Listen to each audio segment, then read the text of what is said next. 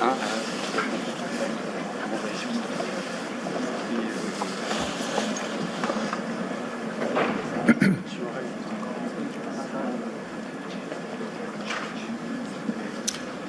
going to get started. Welcome, everybody.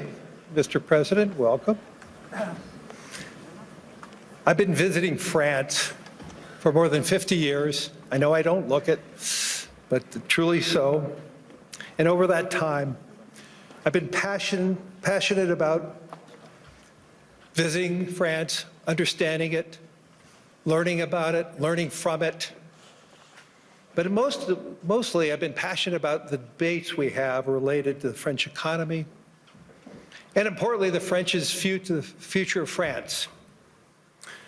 What's striking to me about these debates, the debates have actually changed. And the debates have changed over the last decade. Today, I think there's a broad agreement around one single idea, that economic growth matters. Economic growth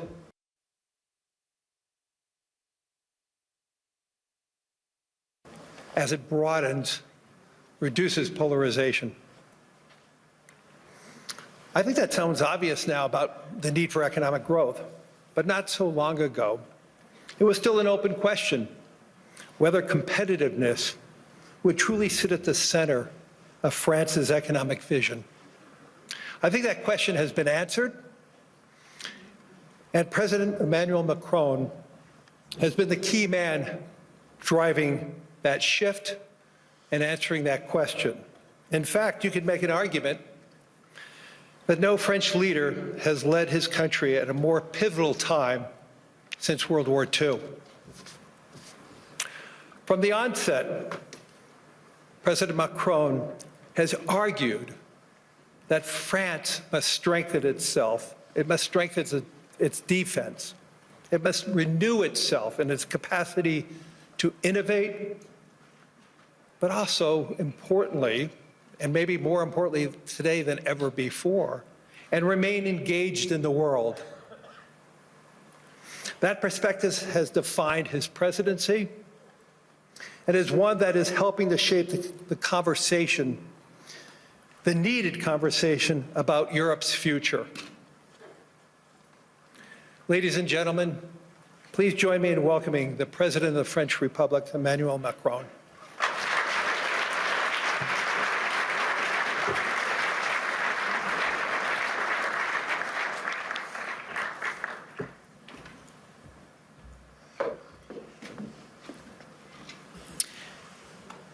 Thank you very much, Larry, for your words. Your Majesties, distinguished heads of state and governments, President Lagarde, ministers, ambassadors, business leaders, ladies and gentlemen. I'm extremely happy to be here, and it's great to be here, as the Financial Times would say. And it's a time of peace, stability, and predictability. So let's try to address the key challenge of this world in a few minutes' time. But it's clear that we are reaching a time of instability, of imbalances, both from the security and defense point of view and the economic point of view. Look at the situation where we are. I mean, a shift towards autocracy against democracy, more violence, more than 60 wars in 2024, an absolute record, even if I understood a few of them were fixed. And conflict has become normalized, hybrid, expanding into new domains, space, digital, information, cyber, trade, and so on. It's as well a shift towards a world without rules, where international law is trampled underfoot, and where the only law that seems to matter is that of the strongest, and imperial ambitions are resurfacing. Obviously, the Russian war of aggression against Ukraine, which will enter into its 4th year next month, and conflicts continue in the Middle East and across Africa. This is as well a shift towards a world without effective collective governance and where multilateralism is weakened by powers that obstruct it or turn away from it, and rules are undermined. And I can multiply the examples of international bodies weakened or left by the key economies. And when we look at the situation, it's clearly a very concerning time, because we are killing the structure where we can fix the situation and the common challenges we have. Without collective governance, cooperation gives way to relentless competition. Competition from the United States of America through trade agreements that undermine our export interests, demand maximum concessions, and openly aim to weaken and subordinate Europe, combined with an endless accumulation of new tariffs that are fundamentally unacceptable, even more so when they are used as leverage against territorial sovereignty. And competition from China, where massive excess capacities or distortive practices threaten to overwhelm entire industrial and commercial sectors. Export control has become more dangerous new tools, destabilizing global trade and the international system. And the answer, in order to fix this issue, is more cooperation and building new approaches. And it's clearly building more economic sovereignty and strategic autonomy, especially for the Europeans, which is for me the core answer. In this context, I want to exclude two approaches. The first approach would be to, I would say, to passively accept the law of the strongest, leading to vassalization and bloc politics. I think accepting a sort of new colonial approach doesn't make sense. And all the head of state and government and business leaders, which would be too complacent with such an approach, will take a huge responsibility. The second will be to adopt a purely moral posture, limiting ourselves to commentary. That path would condemn us to marginalization and powerlessness. Faced with the brutalization of the world, France and Europe must defend an effective multilateralism because it serves our interests and those of all who refuse to submit to the rule of force. And for me, the two answers are, on one side, more sovereignty and more autonomy for the Europeans. On the other side, an efficient multilateralism to deliver results through cooperation. Obviously, France and Europe are attached to national sovereignty and independence, to the United Nations and to its charter. And it's not an old-fashioned way to live multilateralism. It's just not to totally forget what we learned from the Second World War and remain committed to cooperation. And this is also because of those principles that we have decided to join the mutual exercise in Greenland without threatening anyone, but just supporting an ally and another European country, Denmark. Facing this order and this new situation, this year France holds the G7 presidency with a clear ambition to restore the G7 as a forum for frank dialogue among major economies and for collective and cooperative solutions. Trade wars, protectionist escalation, races towards overproduction will only produce losers. This is why addressing global economic imbalances is our key priority. And if we look at the situation, the current imbalances are due to some key phenomena, and we all have to deliver our own agenda.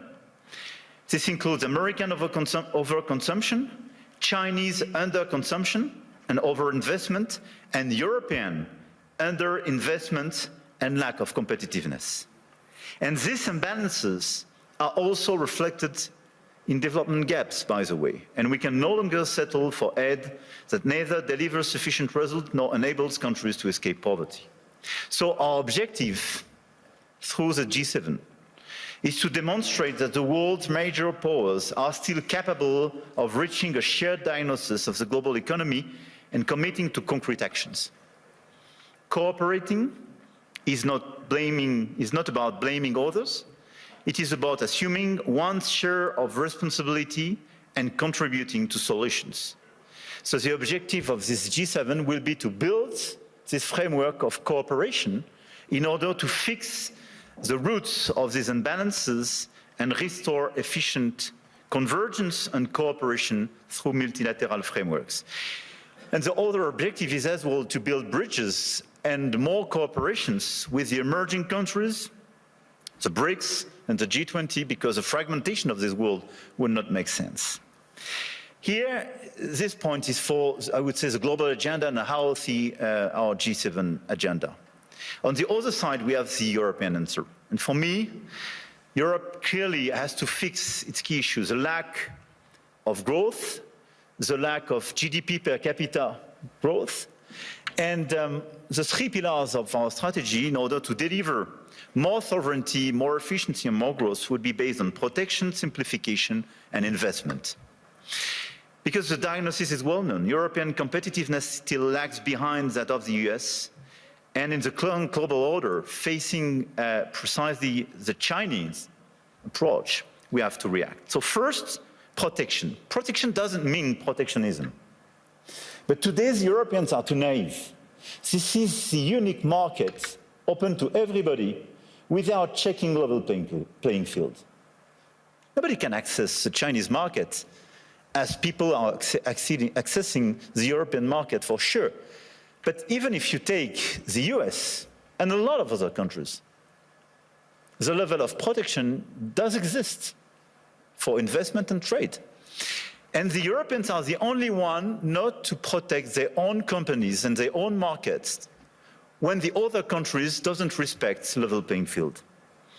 This is why we have to be much more realistic if we want to protect our chemical industry, our industry, from the automotive sectors to a lot of others, because they are being literally killed by the lack of respect of a normal framework and level playing field. Europe has very strong tools now, and we have to use them when we are not respected and when the rules of the game are not respected, by the way. The anti-coercion mechanism is a powerful instrument, and we should not hesitate to deploy it in today's tough environment. We must also advance the principle of European preference. There is a North American preference in your market. There is no European preference today. We are progressively creating it, and in the latest documents and decisions taken by the decisions, we do have the first examples of that, but this is extremely good. And we are currently aligning closely with Germany to deliver an ambitious and simple framework. And this is a decisive project, and I count on the European Commission to present a proposal as well by early 2026 with the highest possible level of ambition in order to deliver, I would say, across the different sectors, the principle of European preference. This is a necessity. We must act on imports as well regarding this protection issue. And in the context of escalating trade tensions and Asian overcapacities, Europe must strengthen its trade defense instruments, including mirror measures to enforce regulatory standards, and we must improve the quality and added value of foreign direct investments, targeting projects with strong export potential. And this is core for the rebalancing with China. China is welcome, but what we need is more Chinese foreign direct investment in Europe, in some key sectors, to contribute to our growth, to transfer some technologies, and not just to export towards Europe some devices or products which sometimes don't have the same standards or are much more subsidized as the one being produced in Europe. It's not being protectionist, it's just restoring this level playing field and protecting our industry. So from safeguard clauses to mirror clauses to European preferences and incentives for more FDIs, this strategy is absolutely key. And in parallel, protecting our economies will also require a resilient strategy on both imports and exports to de-risk supply chains, particularly for raw materials, rare earths, semiconductors, chips, and to diversify our trade partners. The second pillar of the European economy and the European strategy should be simplification. And when I speak about simplification, we started with the CSRD, CSDDD, and we have to do much more on different sectors, and we did it during the past few weeks on automotive, and we have to do it on chemical, digital, AI, banking, and so on. And the core of this simplification is sometimes to get rid of some recent regulations when they desynchronize in a certain way the European Union in comparison with the rest of the world. But we have as well to accelerate the deepening of the single market. On all these sectors, the 450 million inhabitants and consumers market should be the domestic market of all the EU companies. It's not yet the case as long as you have complexities. In doing so, we must ensure respect technological neutrality and non-discrimination within the European Union. This is another pillar, another point of simplification. Neutral approach in terms of technology and non-discrimination. We discriminate during such a long time between the different sources of energies. It's counterproductive for the Europeans themselves. Companies have a role to play, and we must act, and you must act. And clearly, you must help identify and concretely help us to simplify where it is needed. But for me, this agenda of simplification is not a matter of discussion, but just implementation, speed and scale. The third pillar of the European strategy for more competitiveness and more autonomy is based on investment and innovation. We have to invest much more. If there is a GDP per capita so different between the US and Europe, 65% to 70% of the explanation is due to the difference in terms of innovation. And the US was much more innovative because of public and private investment. So in our budget for the months to come, because we will negotiate during the years, this year in Europe, we have to invest much more money in the critical sectors where the innovation will be made. AI, quantum, green tech, but as well defense and security. The size of our common budget is not the right one. We have to invest much more money in order to be much more credible and accelerate this innovation agenda. But at the same time, if you look at the situation, we don't have sufficient private investment. And this is one of the main differences. We do have the savings as the Europeans, much more than the US, by the way. But this saving is overinvested in bonds and sometimes in equities, but outside Europe. So this is why the top priority should be securitization program. It is prepared, we have to accelerate the implementation. And second, capital market union. Precisely in order to have more integration and simplification, but to have an efficient capital market union in order to invest much more money and use our savings to be invested on innovation and equity in Europe. This agenda for me is our top priority, both the global and the European one. And it is to be implemented in the months to come, because everything is about acceleration. And France is committed to deliver this agenda. We work very closely with our key partner. And at the same time, our objective for France is to stabilize our results and our macro approach, and to remain the highly attractive country we are. We've been the most attractive country of Europe during the past 6 years, and to consolidate our deep structural reforms and our key advantage. And on top of the business framework we have, I want here to insist on the fact that we have a competitive, stable, low-carbon electricity supply. We exported last year 90 terawatt-hours of electricity, and a low-carbon one, based on our nuclear model. We have world-class innovation and research capabilities, and we will improve them. And we have one of the most vivid and active ecosystem in AI, quantum computing, energy transition, etc., and a lot of the startups and unicorns and large caps of these sectors are with me in my delegation today. And on top of that, let me insist, and I will stop here, on the fact that we have a high-quality infrastructure and large market with strong purchasing power. And we have a place where rule of law and predictability is still the rule of the game. And my guess is that it is largely underpriced by the market. And beyond what you can do in terms of investment, what you can do in terms of strong ambitions, having a place like Europe, which sometimes is too slow, for sure, and needs to be reformed, for sure, but which is predictable, loyal, and where you know that the rule of the game is just the rule of law, it's a good place. And I think this is a good place for today and for tomorrow.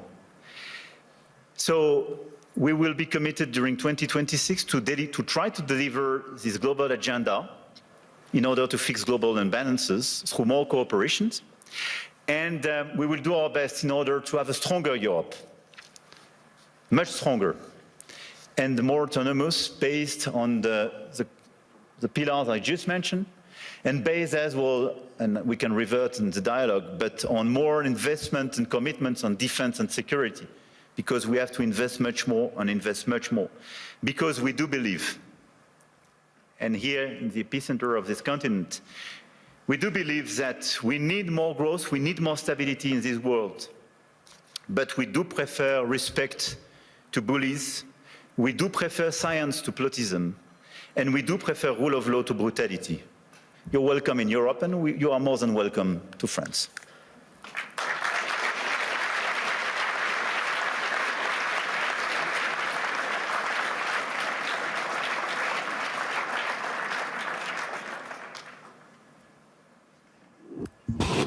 President, what I'd really like to ask you is, how's your last few days been?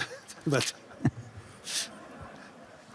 importantly, though, you framed out an economic direction for France and for Europe.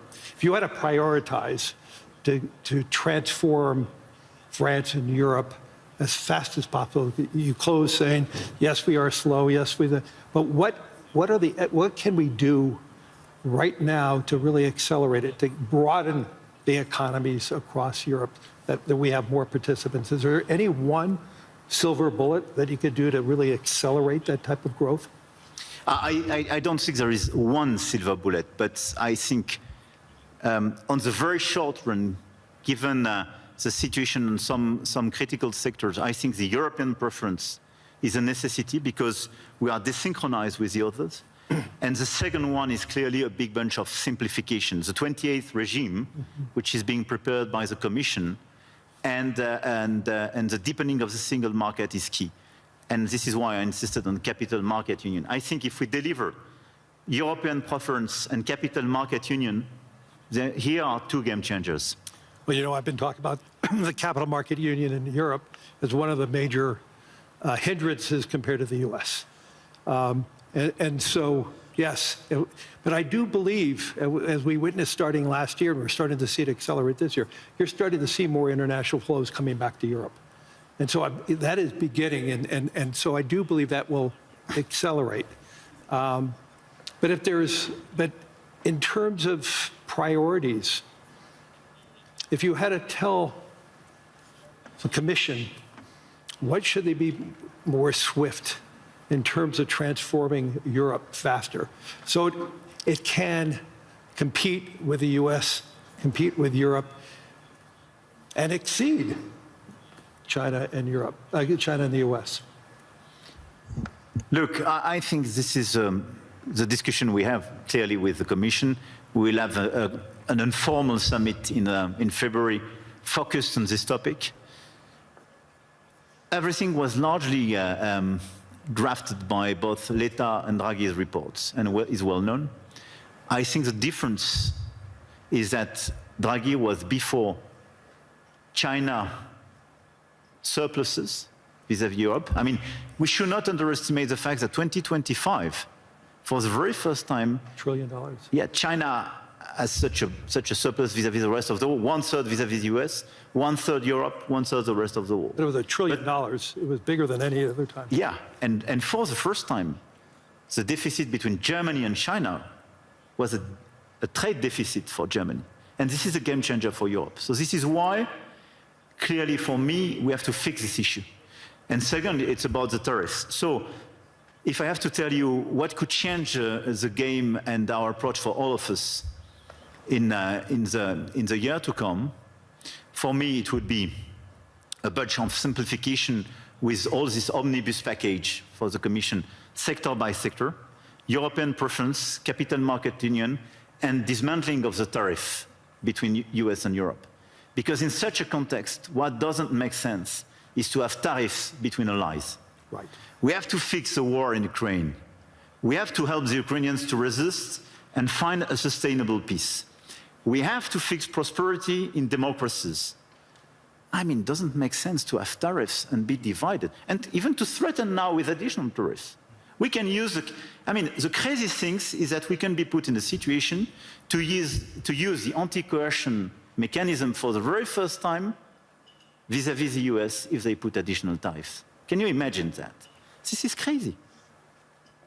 This is, I do regret that, but this is a consequence of just unpredictability and useless aggressivity. So what we have to do is to remain very calm, all of us. We have such an agenda with so many opportunities and so many challenges. So let's be focused on peace in Europe. Everybody should be focused to help the Ukrainians to have a sustainable peace. Level playing field and fixing the issues and these imbalances with China, because it's an issue for the Europeans and the Americans. And third, let's be focused on more competitiveness in Europe and this big acceleration, full stop.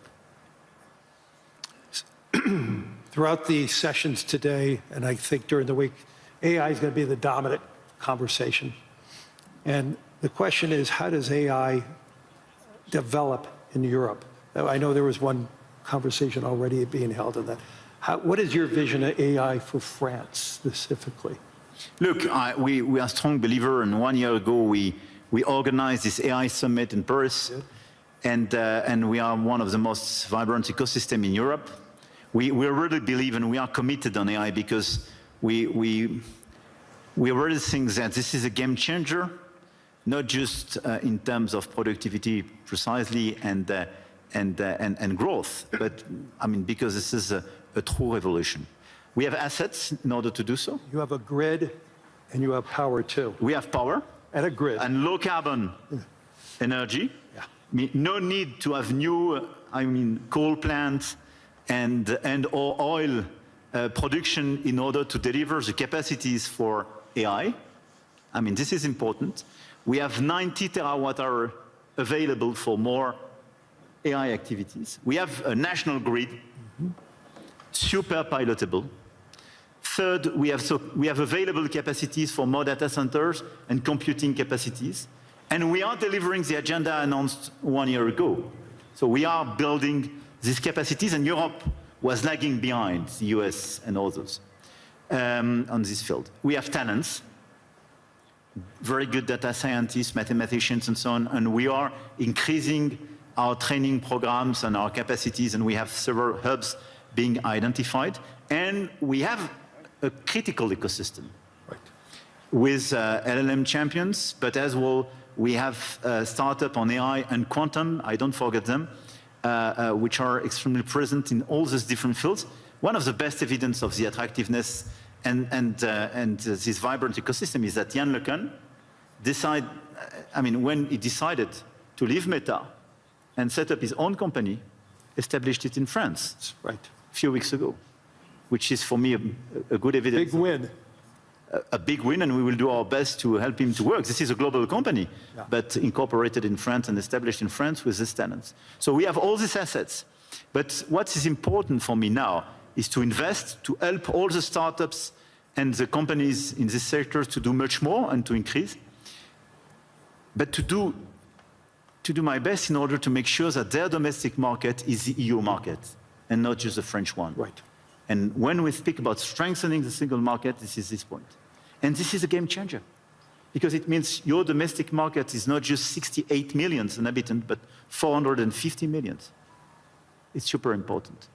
And it's important for Europe to have that unified grid, which it does not have yet. Exactly. So, with the remaining time, is there any one message that you really want to push over the course of your remaining term that really will resonate, not just resonate for France, but resonate for the world?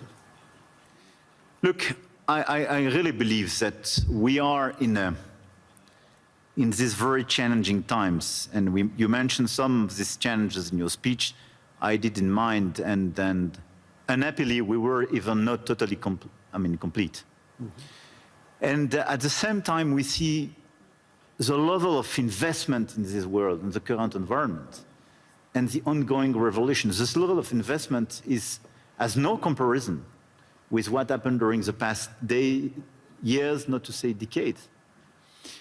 So my main message would be, let's not be shy. Let's not be divided. Let's not accept a global order which will be decided by those who claim to have I would say, the bigger voice or the bigger stick or the bigger one, I don't know. But let's focus on just common interests and common challenges. We know what we have to fix: growth, peace, climate. And we should not forget climate in this current agenda. We want peace, we want growth, we want climate. And investment, innovation, everything should be dedicated to fix these three issues. And in order to fix these three issues, let's focus on the key investments, the key innovation, but our ability to cooperate as well. And let's be clear, Davos was founded for restoring a global discussion, having a global discussion between business leaders, but as well governments and so on. A global discussion is a discussion where everybody is respected and where you provide an improvement and a way forward for every place and every people in this world. This is the only way to make it sustainable. And I think this is the right way to do. And even if this is less present in the global debate today, we should focus much more on this approach. More cooperation, and let's focus on our key challenge to deliver peace, prosperity, and decarbonization of our economies for our fellow citizens. This is our duty as business leaders, as head of states and governments, and we have everything in order to deliver this agenda. Just let's be coordinated. Let's not waste time with crazy ideas. Let's not open Pandora box or new topics. And it's not a time for new imperialism or new colonialism. This is a time of cooperation in order to fix these three global challenges for our fellow citizens. Full stop. We ran out of time. I want to thank the President of the Republic of France, Emmanuel Macron, for his wisdom, but most importantly, for your humanity and your leadership. Thank you, Larry. Thank you, Larry. I appreciate it.